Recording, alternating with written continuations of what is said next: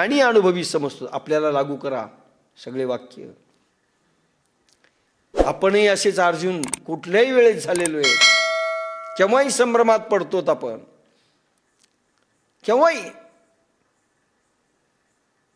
कोणी बोलू आपल्याला काही, की आपण संभ्रमात करावं की न करावं, ज्ञानेश्वरीला जावं की न जावं, साधनेला जावं की न जावं, याच्यात तर फारच पडतो.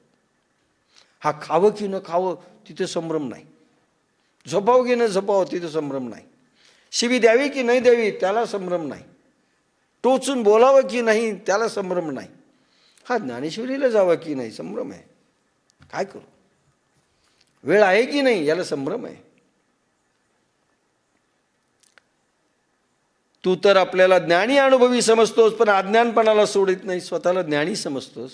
अर्जुना, कारण ज्ञानासारख्या गोष्टी केल्या ना, आणि अज्ञानपणाला सोडत नाहीस.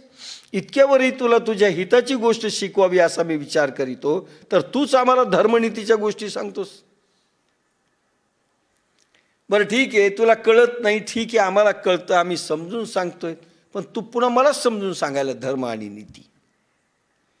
पहा, भगवंताला ॲक्सेप्ट नाही आहे, खुलून भगवंत समोर येत नाही आहेत जोपर्यंत पूर्ण शरणागती नाही आणि स्वतः माझंच बरोबर आहे, मी सांगतो तो धर्म, मी सांगतो ती युक्ती, आपले असंच आहे, मी म्हणतो ते बरोबर, आज सगळीकडे हेच आहे,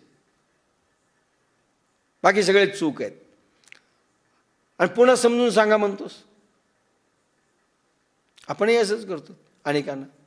हे पहा, मी तुम्हाला सांगतो, मला जे पटतं ते मी सांगतो, आणि आपला इच्छा असते की तुम्हाला पटावं असंच सांगावं. तो सांगत असतो, तुला जर पटतं, मला येऊ वाटत नाही ज्ञानेश्वरीला, असं मला पटतं, काय करू, नाही पटत मला ज्ञानेश्वरीला यायचं.